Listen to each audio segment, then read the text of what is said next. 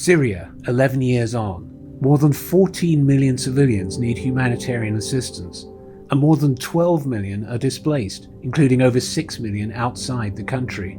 The UN reports that at least 350,000 have been killed. Meanwhile, tens of thousands are detained, tortured, missing, or disappeared.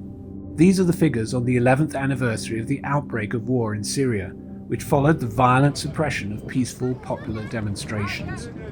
So what is happening in the conflict, and is there an end in sight?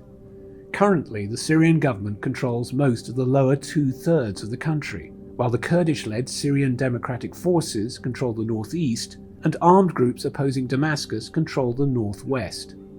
The terror group ISIL, also known as Daesh, at one time occupied 1/3 of Syria, but it hasn't controlled any territory since 2019, yet it remains a threat, recently attacking a prison in the northeast of the country.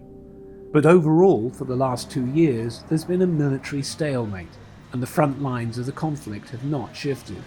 Yet civilians continue to be hit. It is plain that there is a stalemate, that there is acute suffering, and that a political solution is the only way out. Many rounds of peace talks have been attempted, and Mr. Pedersen is working with a committee to draw up a new constitution leading to free and fair elections supervised by the UN. But progress has been elusive. On the humanitarian side, the UN is calling for unrestricted access for aid. The UN Refugee Agency is supporting millions of displaced Syrians with cash assistance.